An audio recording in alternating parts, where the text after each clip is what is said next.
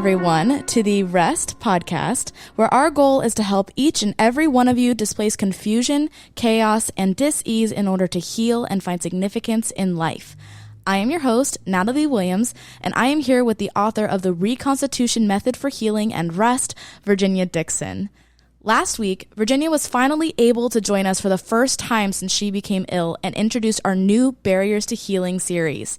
Today, we are continuing the conversation with our new C.O.O, Stephen Profitt, and discussing the lies we tell both about ourselves and others. Thank you for joining us, Stephen. Thank you. Happy to be here.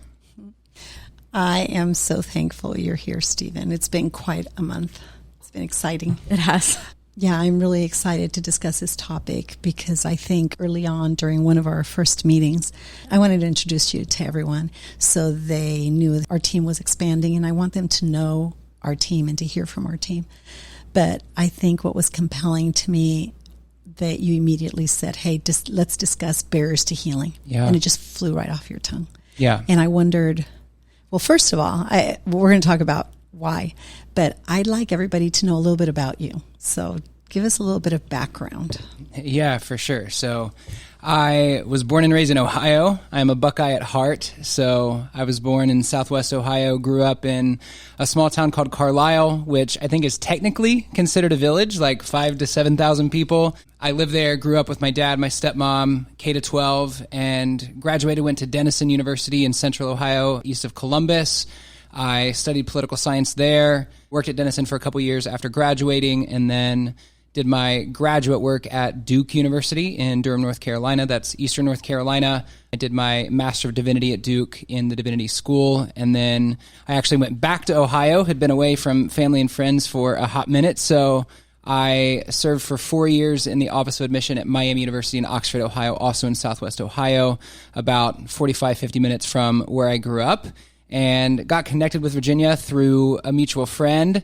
And Virginia and I synced, and within the first probably 3 minutes of our conversation, I knew there was something special. We just synced incredibly well. And I realized, looking back on my own story, spiritually, personally, that I had already been doing the work of R.E.S.T for a really long time without that language.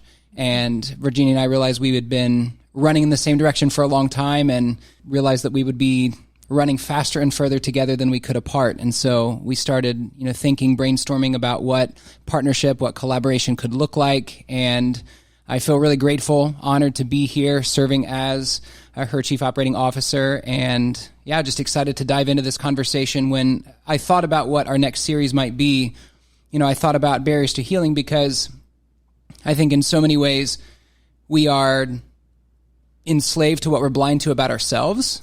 And so coming to see the barriers is first step of awareness toward deeper wholeness, toward healing.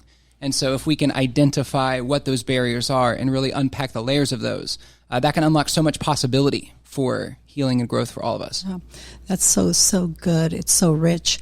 As you know, I began reading Nouwen's book during my very slow healing process from COVID. And it was really compelling, because I think the topics he addressed, and Natalie, that was the first segment we did, right? Yes. But I think what was so compelling about his work to me, I loved how he articulated, it's not the difficult, painful, confusing, often chaotic things that happen to us that are as significant as the stories we tell ourselves about those events. Yes. And if you haven't listened to that one podcast, I would encourage everyone to go back and take a listen, because today the first barrier to healing fundamentally is these lies we tell ourselves. Yeah. And I think sometimes the lies we tell ourselves come with the best intentions. When these things happen in our lives, we do the best we can to survive and experience and make sense of those events. Yeah.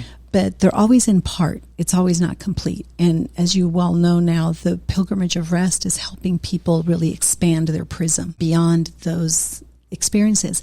And by the grace of God, and really the courage and strength and trust that people place in us, we're able to get to those places relatively quickly, not to mention all the modalities we use. But I do think I did love that topic, and I thought that's fantastic, and it's a great way to introduce you so people know that we not only have a growing I think, counseling team, but I love to have the voice of a man in some of these conversations. I think it's imperative. And I know we're going to be talking about themes in masculinity and other things, if not this year, at the beginning of next year. But certainly the barriers to healing, the lies we tell ourselves, and talk a little bit about that, because you were really clear on that topic. Yeah, I think, one of the scariest truths we face is that the human heart has a virtually unlimited capacity for self-deception. Right. And I've seen this in my own story, even growing up. So a little bit about my background. I grew up first with my mom and dad. Mom and dad divorced when I was about 4. And when I was 6, my mom moved from Ohio to Florida, and I saw her twice between when she left and then when I graduated high school. And so my mom was out of my life from the time I was 6 through, the rest of my childhood. And there were so many stories that I told myself about that experience beyond words. I mean, because as a 6-year-old, you don't have language to even begin making sense of that.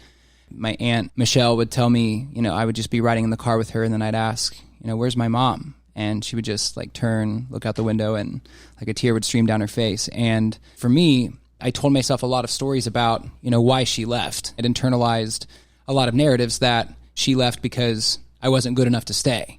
And when I was young, one of the ways that I really tried to cope with that was through academics. I really poured myself, drew my sense of self-worth from my academic performance, from the approval of my teachers, from the respect of my peers. That became the way that I really tried to fill this aching void that I felt from my mother's absence. And that's something that carried throughout college even, is this normal that I had developed.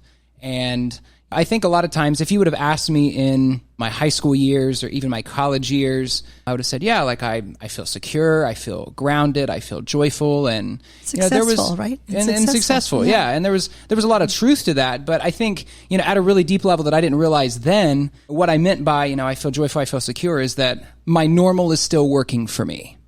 These stories I've told myself about where worth is found, these ways I've tried to cope, going about getting the love that I needed but really lacked deep down. I was really trying to fill those voids through this vision of success and through academic performance, through leadership roles. And so I was sort of amassing this self-worth resume.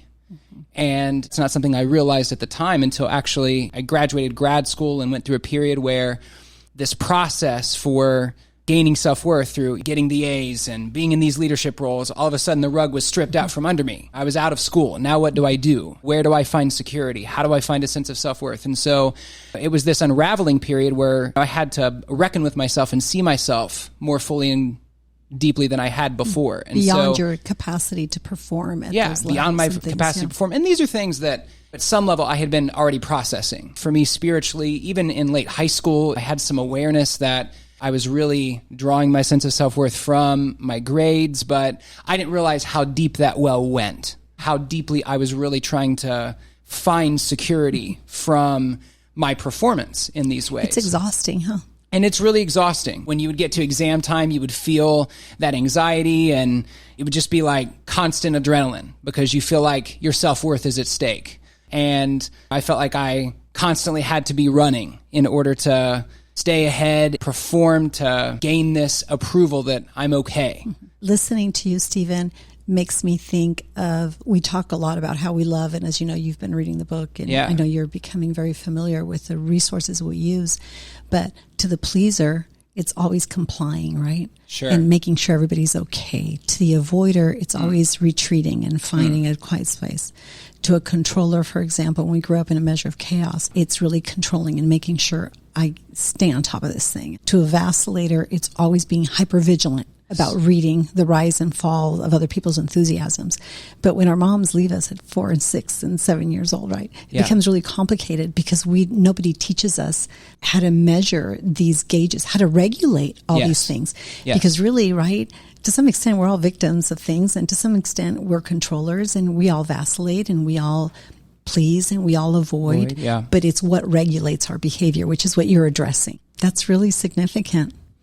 So the lies you were telling yourself was that your meaning and your self-worth would be gained or would be sustained by performance, basically, right? Yeah. And I think even at a deeper level, the lie is that our self-worth has to be performed for.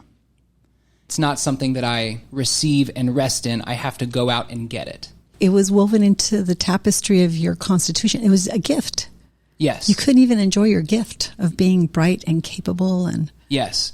And a quote that has been really meaningful for me for a long time now is a quote by the Sufi poet Rumi, who I believe is a 12th century poet. He says, "Your task is not to seek and find love, but to seek and find within yourself all the barriers you've built against it." Wow. Lies. Yeah. And it was this awareness that it's not about going out and getting love that isn't already mine. It's about resting in receiving the love that I already have, resting in this self-worth, this verdict that I'm enough. Yes. And that can be a fun pilgrimage, right? Yeah, fun and unraveling. Painfully. Unraveling. Fun and but at least fun's it's one way to put it. An adventure, maybe. Yeah. Always an adventure. Always an adventure. Yeah. Because I want people that are listening to us, Stephen, to say, hey, I have so much brokenness. I have abandonment. I have pain. I mean, hurt people. And often we don't know the measure to which we're hurt. We don't understand what we're carrying. And part of rest, right, is helping people unravel all those layers. And we like to do it sooner than later. We like to do it quicker. Yeah. Than in most situations. We don't want to see people in counseling for years. We want to see people in freedom, understanding about rest, so they can reconcile the things that are confusing and chaotic, and that puts them in a state of disease, right? And that's something that for me, even learning about rest from the outside, when I met you, Virginia, and we started having these conversations, and I would hear from former clients, they're sharing their experiences, and one common refrain is that you've done more for me in 2 weeks than I got in therapy in 2 years. Yeah. Things like this. You did more for me in a weekend of rest than I experienced in 7 years of psychotherapy. And I thought, wow, I mean, these are people independently of each other who are really telling the story of the transformative power of rest in their lives and what it's done to help them reconcile these conflicts within themselves and experience the freedom of wholeness. And so it's been really amazing just to hear people's personal stories of how rest has not only impacted, but really transformed at a fundamental level and shaped this before and after experience. Yeah. And I'm so thankful to have you here. Thank you again for trusting me and for trusting us.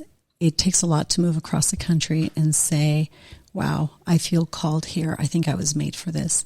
And I think one of the things that was compelling to me about you is that you've done the hard work. You understand the value of this, and you immediately intuitively understood that rest is really a missing piece in how we view wellness and healing. And when we're not just facing a nation in a state of dis-ease and confusion and chaos, this is the whole global conversation we're having. And we know, Stephen, because people from all over the world join our podcast and listen and comment.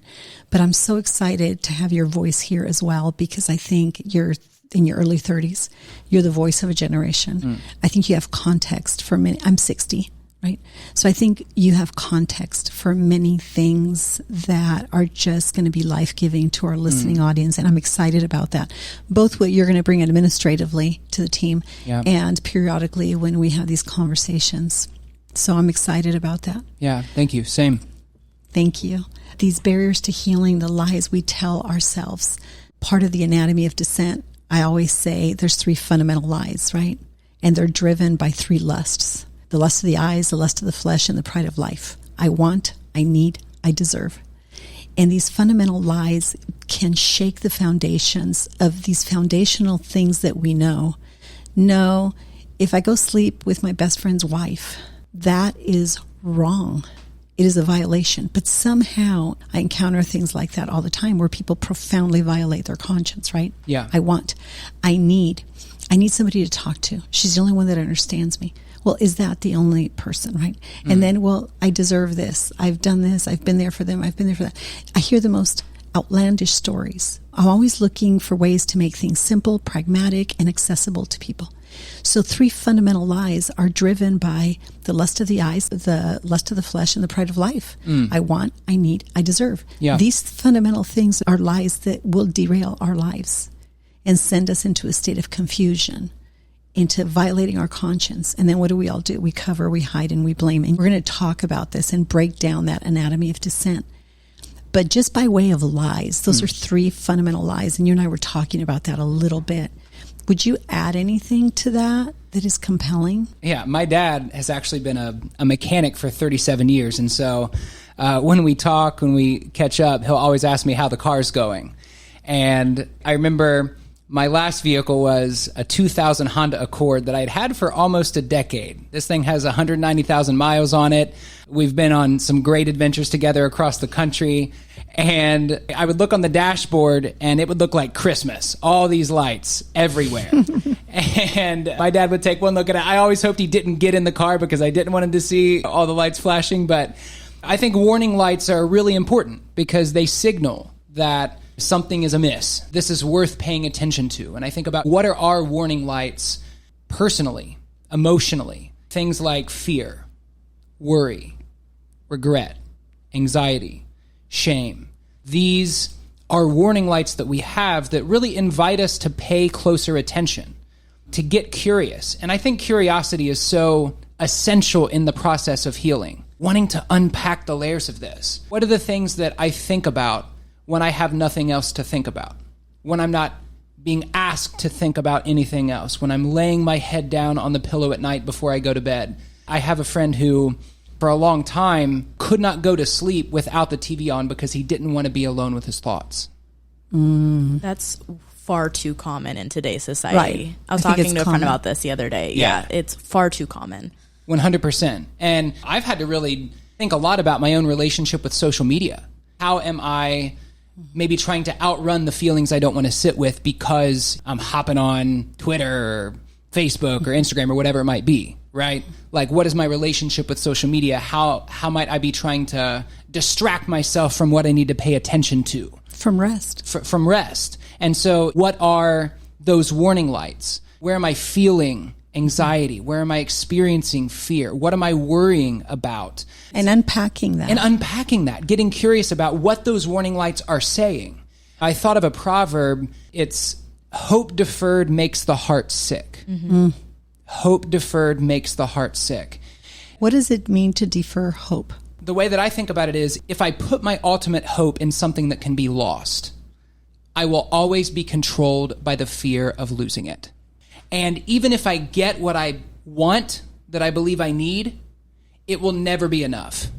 It's like having a drug addiction. It's like you shoot up, you get a high, and then the next time you have to shoot up more to get the same high. Or drink, or whatever that thing might be, exactly. Right? And so for so many years, I put my ultimate hope in this vision of success. If I get these grades, if I get these leadership roles, if I get into this college, if I get these accomplishments, then I'll know that I'm enough. And it's a race that you're always running because there's always a next thing. You wake up the next day and you have to prove your worth again. And so, this was a warning light that if I had really stopped for long enough to pay attention. I remember my sophomore year at Denison, I had just a breakdown. I called my friend and I was pouring my heart out to him, and he didn't even know what to say. He was just sitting with me in that because I was just so spread thin. I was involved in 8 different organizations, president or on the board of so many of them, and I was hustling. And it's because I really set my ultimate hope on this vision of success. If I get these accomplishments, then I'll know that I'm enough. And so I was just constantly anxious, seeking to perform my sense of self-worth. So I think really when we're talking about barriers to healing, we're talking about lies, we're thinking about what am I putting my hope in? Yeah. And when that hope is deferred, maybe it's success, money, power, maybe it's physical beauty, body whatever image, we're chasing, right? Whatever we're chasing. Relationships. I mean, so many relationships in my life that I've drawn my sense of self-worth from at some level. Status, reputation. One of the ones for me, I don't know if folks are familiar with the Enneagram, but I'm an Enneagram 2. And the Enneagram 2 is called the helper. And Enneagram 2s are generally very empathetic, warm, giving, considerate, sensitive to other people's needs. And those are realities. I mean, that's who I am as a person, personality-wise. I am just naturally caregiving in that way. But one thing I realized years ago was that I was drawing my sense of self-worth from what I would call caregiver validation. I was finding my identity, finding my sense of self-worth in being a caregiver for people in my life. Again, exhausting. So exhausting, because it's like I constantly have to validate my role in this person's life as a caregiver, a primary caregiver. And it's anxious because you constantly have to perform and prove that you still have that role in that person's life. And it is exhausting. You spread yourself thin and create a lot of conflict in relationships. Because you go back to the performance thing, right? Performing. It's like a black hole, Yeah. I think it's almost like we have two options. We're either performing for our sense of self-worth, or we are resting in the truth that we are already worthy of love and belonging. And so it's like, am I performing for the love that I need, or am I resting in the love that is already mine? And I think the caregiving thing, and here's the other thing about it too, is that being kind to people, being caring toward people, I mean, these are universally good things. And so I think one of the things when we talk about barriers to healing, we talk about lies, I'm seeing myself as an altruistic person, as a considerate person, as a kind person. And I'm being blind to the reality that actually I am using caregiving for self-validation. That's right. I am engaging this relationship in order to validate my worthiness to be loved, not engaging it from a place of wholeness to show genuine care with no strings attached. Exactly. And that creates confusion in the relationship. Yeah, absolutely. And it strains a relationship. Yeah. So even our good intentions sometimes and our motives need to be understood. And again, and I know we're reaching the conclusion of this in a little bit, but that's not living in a place of rest. And I want to draw the distinction between sleep and restful sleep. We can physically sleep. Yeah, I hear that. But the reason people wake up exhausted is because they're not resting. And that's when a whole different transaction happens within the lobes of our brain, where the front executive function calms down. And then our occipitals, the back of our brain, starts becoming a little bit more active so we can digest everything that came in from those frontal lobes. When that doesn't happen, there is not restful sleep. If there's not restful sleep, the body can literally not detox. So in the context of what you just said, it's like these toxins literally build up and cannot be expelled from the body. So for our listening audience, if you just go to YouTube and understand restful sleep and why it's necessary for survival and to beat disease and to strengthen your immune system, right? Yeah. We all know that my life kind of spun into a tailspin for about 3 months, and I couldn't figure out what to set aside. What I was deprived of for 3 months was complete restful sleep. And so what happened? A COVID client came in, and I've been exposed to COVID, by the way, all year, but my body was exhausted. It had no defense. So when we do not live in these places of rest, emotionally, spiritually, and physically, we really just become slowly sick. Yeah, it's almost like we have two options, rest or distraction. And I think as I look back on previous seasons of my life where I thought, I was at rest, I was secure, I was grounded, I was good. There's this undercurrent of anxiety that I wasn't really giving space for. And it's almost like we develop all these habits or rhythms of distracting ourselves from the truths that we don't want to face, from the feelings that we don't want to sit with. We run away from the warning lights, which I've done in my car. I mean, so many times. My dad gets on me about it all the time. But when it comes to ourselves emotionally, spiritually, one of the things I've really been sitting with since starting my work with Virginia is that we never really can outrun the feelings that we don't face. And the reason for that is because the body always keeps the score. This comes from the book by Dr. Bessel that the body keeps the score. It's when I'm not processing pain, I'm storing that in my body. Yeah, feelings buried alive never die. Right. Yes, absolutely. I am storing that in my body. I am storing up illness, disconnection from myself. My body is carrying the weight of that. And you said earlier, hurt people. I think to kind of lean in on that for a second, hurt people that don't process their pain. That's right. Hurt people. Because you can be wounded and process your pain in ways that lead you to be more compassionate, wiser, more self-aware, kinder, more empathetic. But it's when I'm not giving space to really sit with these feelings of worry, stress, shame, anxiety, fear, not paying attention to the warning lights, that I'm actually holding myself back from healing because that is the necessary first step. It's an injustice we commit against ourselves. And you know what? It violates our conscience. Yeah. And a violation of conscience, I'll give you a good definition of sin, is when we violate our conscience. It's that internal gauge we will not listen to. And so really it's an assault against ourselves first. So that was such a good explanation of it. Yeah, I really want to take this back actually to the proverb that you referenced. And we've actually referenced this before in an earlier episode, but outside of this specific context. And I want to read the rest of the proverb for people. So like Stephen said, hope deferred makes the heart sick. The rest of it says, but a longing fulfilled is a tree of life. Yes. And I think that that's incredible. And the thing that I think about in regards to hope, and I think you did a great explanation of it, but I also think hope in essence is freedom. When we have hope in something, we're free. Like we're able to dream. We're able to move forward in life uninhibited. There's movement. There's movement. Yes. It's active.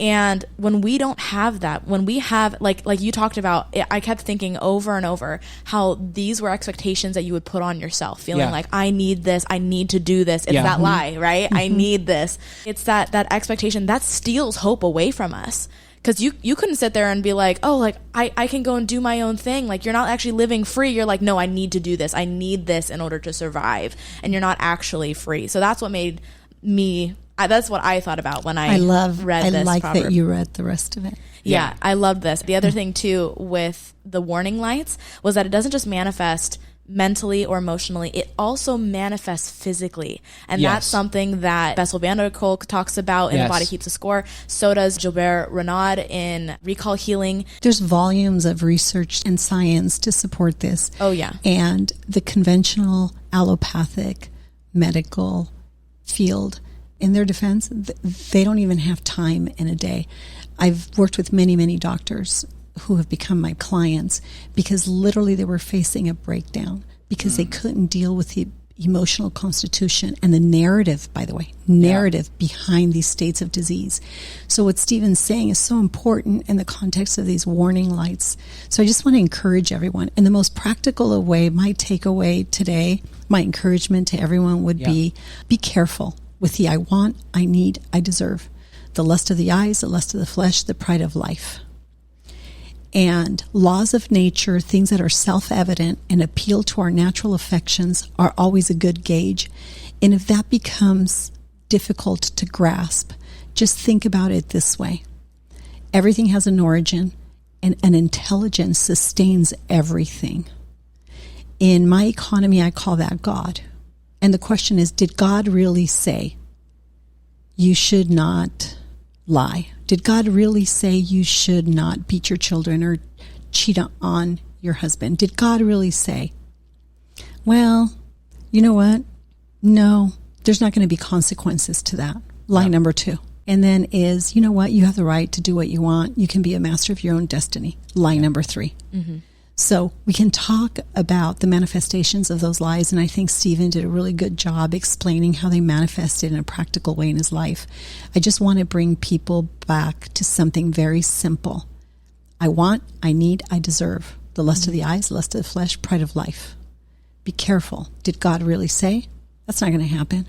Do what you want because these are different times. Those are very practical gauges that I often use. Yeah. I want, I need, I deserve. That's a question that I'd love to leave with our listeners is, what hope is worthy of investing ourselves wholeheartedly in? Because if I am putting my hope in anything that can be lost, I will always be controlled by the fear of losing it. And I'll never be at rest. That's a great note to finish on.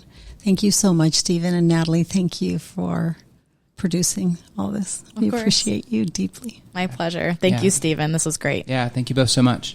All right. As a reminder, our next Afternoon of Rest is next week on September 25th. You can find the details and register under the events tab on our website, virginiadixon.com.